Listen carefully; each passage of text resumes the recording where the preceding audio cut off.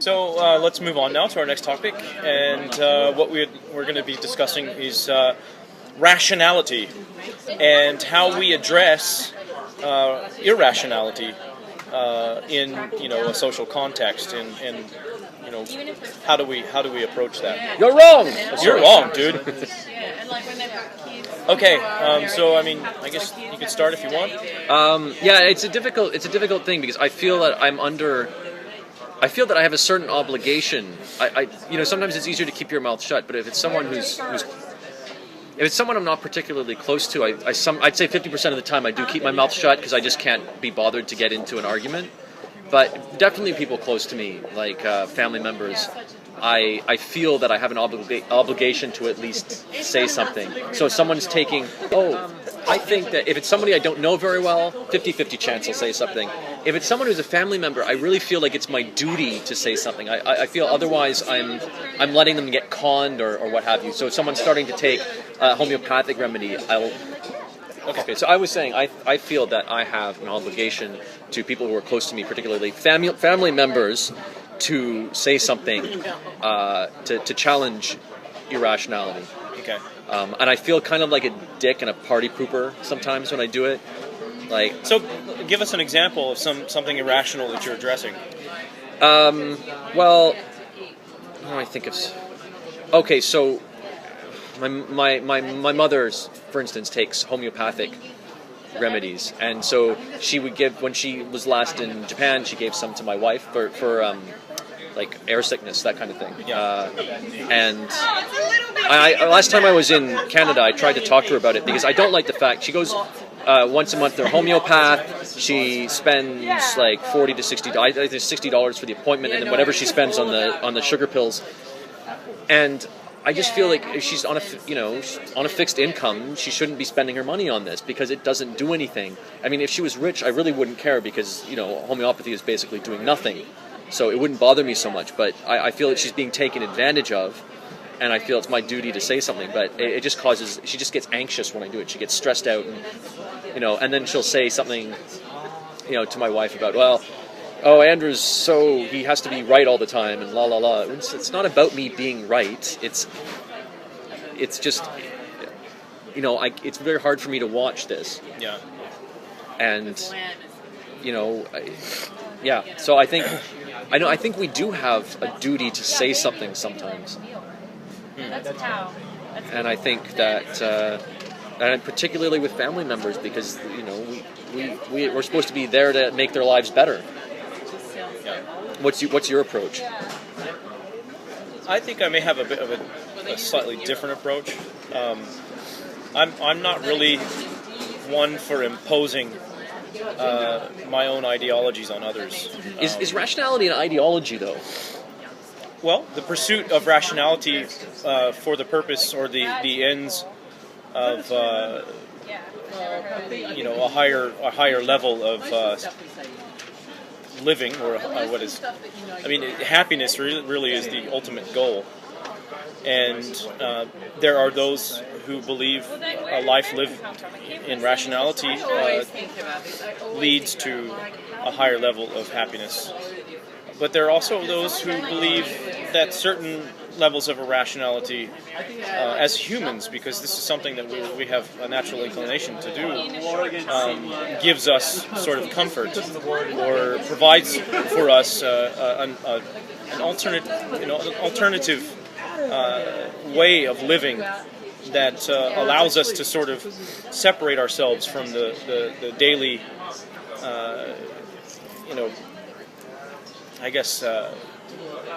requirements of rational living. As we go through and we work on our daily jobs, we have to think things through rationally. As we're dealing with governments, we have to think things through rationally. Laws, and they're all, even in society, as we're working together. And some people view, irrationality as a mechanism of sort of decoupling yourself from normal processes of life. And I personally believe that rationality leads to a higher level of satisfaction but others may not believe that, and I don't think it's necessarily my duty or job to convince them otherwise. Well, because otherwise I feel like that I'm sort of back in my original role of an evangelist. I see. Well, I think my problem is I don't have a problem if someone buys a deck of tarot cards. Okay, but I have a problem if they go to a fortune teller every week and spend $60 on that fortune teller, because I perceive that as they're being cheated. Maybe it's like a form of entertainment, but if they want to spend $60 a week and go to the theater or go see movies or whatever, I don't have a problem with that, because nobody's lying to them and nobody's tricking them into doing it, so to speak, beyond the usual level of marketing, which it's a whole different story. I mean, if we're talking about blatant deception, because that's really my problem. For gain, right? For economic gain, I think that's something you would have to address. But I don't think that all fields of irrationality are necessarily economically driven. Yeah, I mean, if someone believes that when they die, their spirit's going to go off somewhere and they'll keep living, I mean, it bothers me on some level, but it's not something that I don't feel the need to step in and fix that. Correct. But when someone wants me to take my baby to the shrine or temple and pay some dude like 5,000 yen to wave a stick over him, then that's where I draw the line. Yeah. And I don't want somebody else. If they want to do that, I'd rather them give me the money to buy like books or something. It's when it starts involving making decisions that have a ongoing financial effect that starts to bother me, I think. Yeah. Otherwise, I think we all got some level of irrationality. Yeah, we have to. I think to remain sane. I prefer the left to right. If I walk to an intersection and it doesn't matter, I don't have anywhere to be. I have no goal that would be affected by me choosing left or right. I'm just exploring a town. I'll go left. Okay. But if there's any evidence or something related to my goal that says I should go right, I'll go right. The left-right thing only comes into effect when all other things are equal. Mm-hmm. So I think everyone has things like that. I prefer odd numbers to even numbers, but I'm not gonna choose an odd number over an even number if there's a reason to choose an even number. Do you know what I mean? So I think there's some level of irrationality that we all have, but I think I worry about not challenging beliefs that have an ongoing effect on people's lives. But the question is how to do that, because my approach, I think I'm a bit too rough, because it makes me angry. Okay. And I think I come off as angry, and I think that's why my mother gets all flustered. There you go. This is Phil and Trudy on the conversation. So what do you guys think about it globally? How about promoting rationality on a global level, trying to, in a utilitarian way, trying to increase the amount of happiness in the world, decrease the amount of evil? But that's based on the assumption that rationality leads to maximization of utility. That's correct. Yeah. I personally believe I think you would run into problems if you were to try to impose that belief on other nations, because you could go into the Middle East and spread your personal philosophy with regards to the pursuit of rationality at the expense of religion, and unfortunately you would be positioning yourself to create unnecessary friction in the process.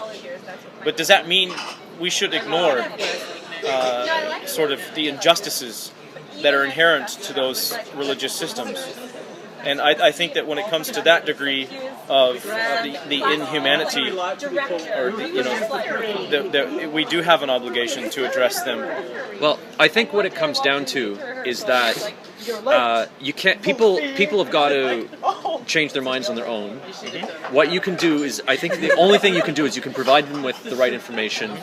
And I think that, I think in North America, certainly, I don't know how it works in Japan, but I think I don't think you can ban religion at all. I don't think you can go in and try to get rid of it. But I think what you can do is you can get rid of its privileges. I don't think, for instance, a church should be held to standards that are any different from any other NPO. If you're tax exempt, you have to follow those rules. Yeah. Or and are they not though? I don't. there's different rules for churches in terms of taxes and stuff. But I think that churches are subject to the same laws in the states that nonprofits are. Well, yeah. Although they cross the line into like they're not supposed to cross into like political. Like, I mean, come on, the charities, I guess. Basically, charities the Church of Latter-day Saints supporting Prop 8 in California. I mean, they're trying to intrude on politics. On politics. Yeah. But I don't think, for instance, okay, so when I say operate like any other nonprofit, I think they should have the same application requirements as any other nonprofit. I mean, I don't think. And I think because a nonprofit's not allowed to, and they should actually be subject to audit and whatnot and taxes. Yeah. Because I mean, if a regular NPO held as much property, say, as the Catholic Church does, they would be taxed on that. You can't. NPO is not like you don't get taxed on anything. Yeah. If you're running businesses that are separate from the main church, those should be taxed. Yeah. For sure. And so that's the thing. We need to take away, and I think we would need to make them reapply for status. And so they'd have to prove as an NPO that they're doing good, and that's where the level of rationality comes in. Yeah. Because right now the answer is, well, because God.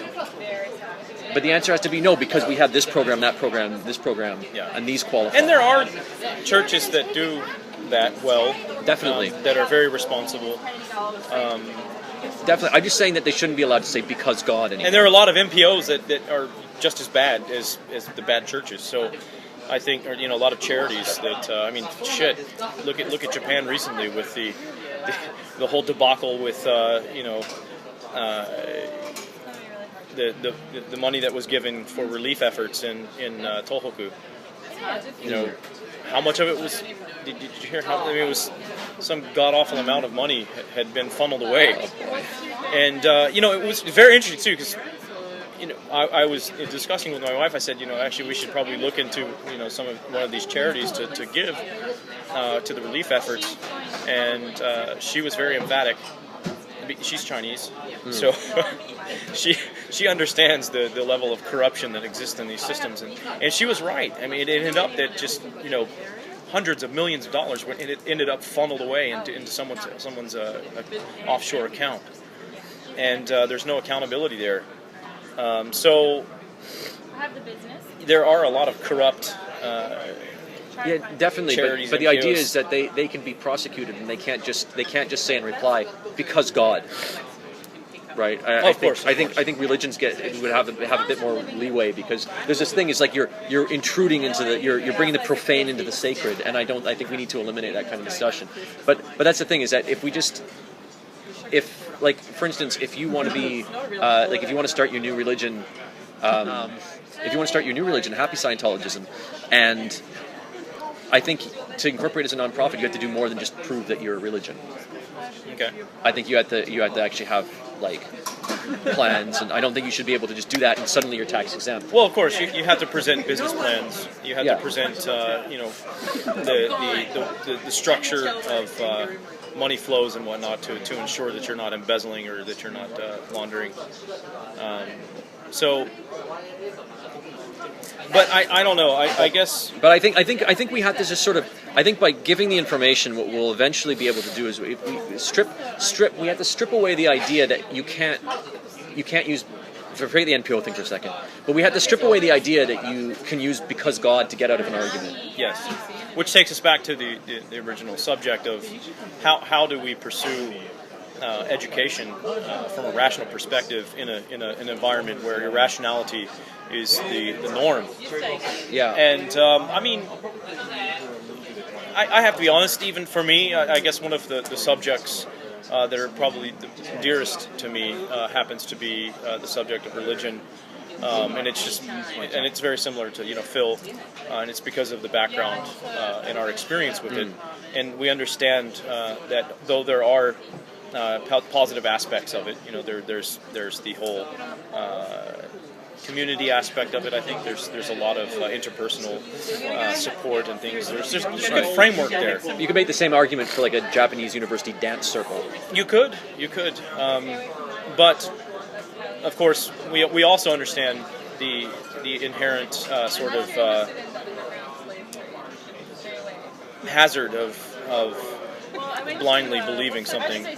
In that, I mean, it can go even so far as to believe that you've heard the voice of God instructing you to do certain or to make certain life decisions. And I mean, I've done that as well as a Christian who believed that God communicated directly with His children, and I could say that I suffered, pretty substantially from that type of belief framework. So, from that perspective, I think we do have a duty I don't know if it's a duty, but I definitely personally feel obligated to communicate with those around me who still foster that type of belief system, showing them that there's no basis in science or history, for such a belief system. Okay, so how do you actually go about doing that, though? What's the practical side of that? Yeah, I mean, so this is interesting, right? Because when you're a Christian, and if we were more of the rational Christians, of the group, because I come from, kind of a Calvinist or predestination background. Yikes! And we're very erudite, as Christians. We all sought to be scholars, and there are different, philosophies that each sort of segment or each sect of Christianity has toward, propagating the gospel. And some of them believe that the gospel is taught through the word, through the preaching of the word, through sharing. Other people believe it's more of a process of representing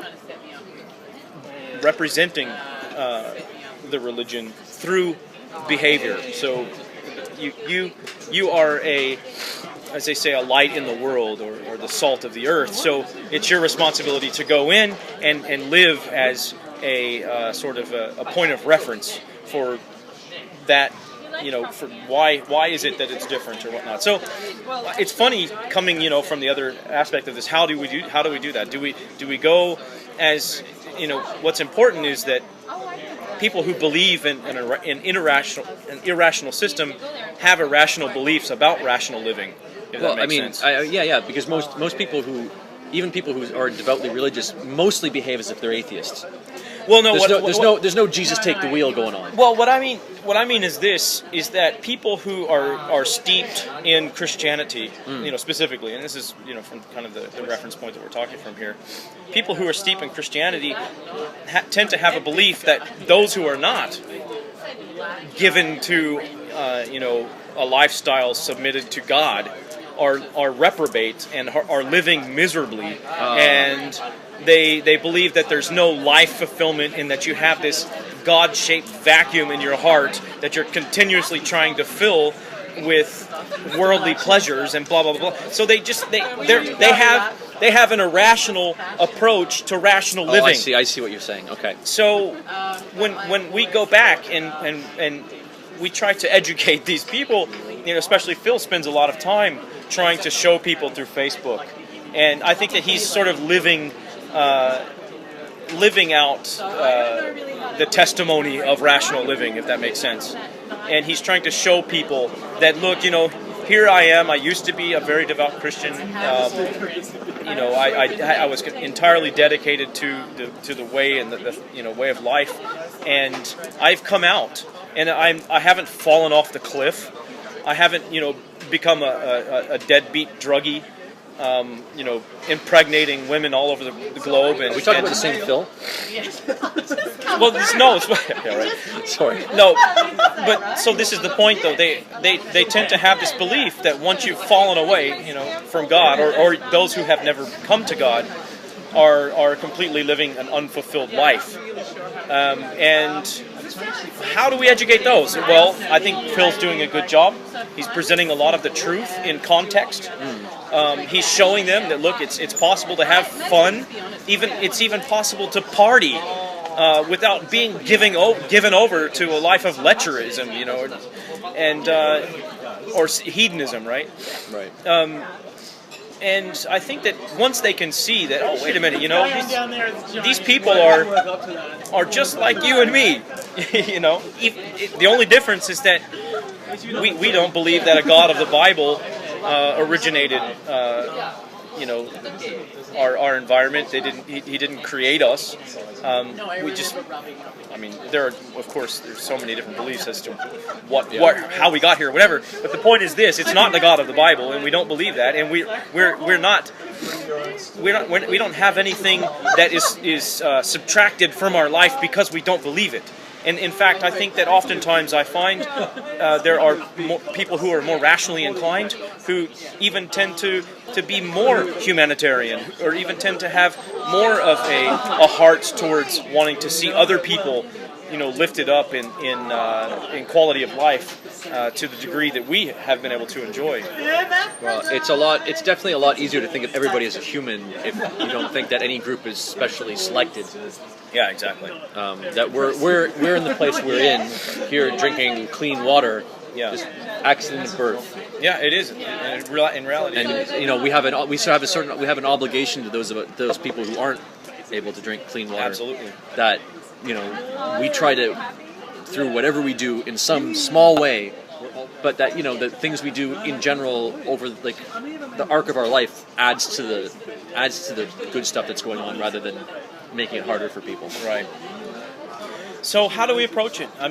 There's, like I said, there's the educational approach. We can spend a lot of time trying to re-educate these people, trying to show them sort of the fault that believing or approaching subjects from an irrational perspective, which is what? Okay, that's belief based on faith. That's the antithesis of rationality is faith. So a life lived in faith, though it may have certain benefits, also has certain detriments, and sometimes those detriments can actually be fatal.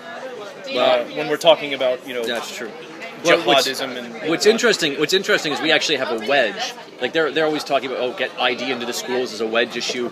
We actually have a wedge in the sense that, as I said before, most people of faith live most of their life as if they're atheists. I mean, they don't believe that the taxi cab they're in is going to suddenly float into the sky at any given moment. They might believe in the rapture, but at any given moment, if someone tells them, "Oh, my brother John can fly through the air on invisible wings," they're probably not going to believe that. You would be surprised, because if you told them that your brother was a missionary to Angola, Africa, and that as a testimony of the gospel grew wings and flew around to testify to this power of God, then they may actually believe it. Yeah, that's true. Because people believe stories of limb regeneration, or of what they call glossolalia, or speaking in tongues, and things like this that are supernatural, but we have no proof of. If it were the case that people were regenerating limbs, as a lot of these evangelists are saying is happening, a lot of these missionaries are saying that is happening in these remote areas of the world. Always a remote area. Then why is it we haven't got even one single clip of footage of this? To me, when I was a Christian, if I had seen someone regenerate a limb, or if I knew that they were going to regenerate a limb, I would want to have footage of that. Why? Because if I took a video of a cripple regenerating a limb, I guarantee you're going to have converts in the numbers that you could never even imagine at an altar call, at a normal type of scenario, like a Billy Graham type of situation. But why? We don't see these things. I don't see videos of people being resurrected, but people are talking about resurrections happening all the time. I don't see videos of people who didn't study a language having the capability of going into a local tribe, and all of a sudden they're fluent in the language because of the Holy Spirit descending upon them, giving them the ability to speak in those languages or in those tongues. We don't see videos of this. Why? Well, of course, there's a reason. And if you approach this from a rational perspective, you understand very clearly that people sensationalize things. That people have, miracles happen all the time in religions outside of Christianity. And these miracles often start out as something very, very small in reality, but as we talk about the game that we play as a child of whispering, it's Chinese whispers, Broken telephone. I think we call it Chinese whisper too, but yeah, we weren't as racist in my day. Yeah, okay, there you go. But the idea is that you whisper something into someone's ear, and then they whisper it to the next, and then it goes on for 20 people, and by the time it reaches the last person, the story is just absolutely, way off the wall, and it always happens. So I think it's just missionaries hearing stories from locals who have been, of course, they don't have modern science available to them, and they already believe in spirits, that control everything around them, so they're going to be naturally inclined to sort of embellish any type of event that may have happened, and it just kind of gets pushed around, and then before you know it, somehow it's become the missionary's personal experience that he goes back and tells his congregation. But I've never seen a video of it. Well, I think Go on YouTube and search for limb regeneration and see if you get one hit that has a legitimate video of someone regenerating a limb. It's not there. Go on and find a legitimate video of resurrection.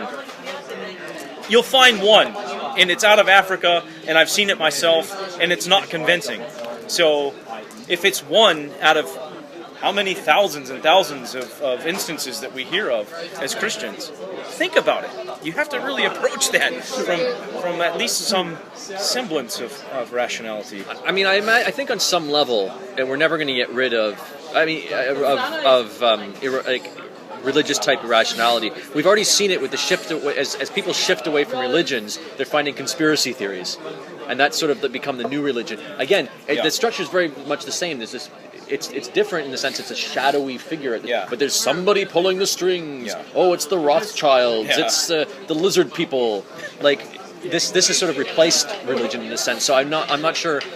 And what bothers me about those even more than religions is they use the language of science, of course, to make to create their story. Well, here's the interesting thing is that with every conspiracy theory, of course, there's always some element of truth involved, and because if there wasn't an element of truth, then it would be entirely unbelievable.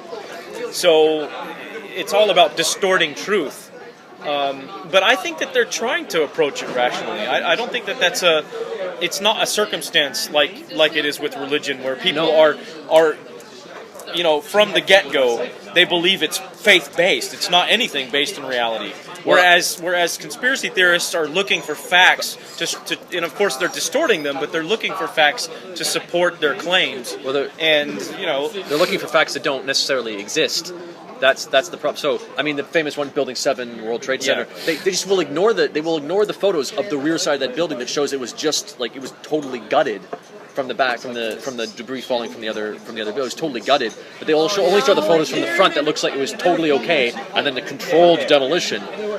But I think it's similar to religion in the sense that they will not look at evidence that contradicts their view. It will never be accepted. You end up with that was created by the New World Order, so we can't accept that evidence. Yeah. It works in the same sort of cyclical way as you talk to the Westboro Baptists. They'll their logic will go in a they'll you could present them with a piece of evidence, and they'll say, well, that's the wrong interpretation of course, the Gospels, or that's that's what they want. That's what they want you to believe. Yeah, stuff that bothers me are things that have to do with trying to integrate religion into society. For example, I think one of my old friend's parents, I think the mother, posted something with regards to the Pledge of Allegiance. And they're looking at, and they're Christians, but of course the Pledge of Allegiance, my problem with the Pledge, of course, is that aside from the fact that it's saying it's a nation under God, is the fact that you're actually pledging to a flag, and that you're pledging to a concept that why should I have to, or why should my child be forced to partake in that activity, and if they're not, because what it was is they posted this this cartoon kind of drawing of a class with one kid not sitting, not standing up for the pledge, and he's been singled out by the teacher, saying that you're, kind of like, this is un-American or something to that degree. And I took offense to that, not because again, the pledge incorporates this concept of God, but because I don't think it's necessary as an American to have to pledge your allegiance to a flag. I mean, to me, that's irrational. And so I look at that as an expression of irrationality in the highest degree, and because at that point they're imposing their irrational beliefs on me, that's when it becomes an issue. That's when it becomes a problem. They can go pledge to the dirt mound in their backyard. I don't care. Whatever they want to do, that's up to them.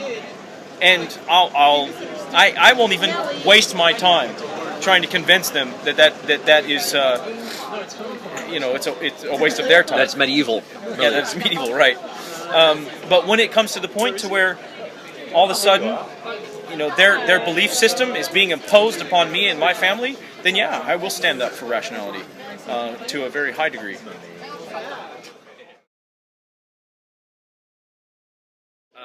Okay, start over. Right. What the hell was I talking about? Oh, so no, maybe you should take a homeopathic remedy for that. It's all flustered. How old are you? I'm... What? How old do I look? Really good skin. 32? Sure, we'll go with that. You're older than 32. Maybe. Really? Maybe or maybe not. What? I wouldn't want to disappoint all my fans out there by telling them my real age. Also, I don't want people chasing me for the secret of immortality.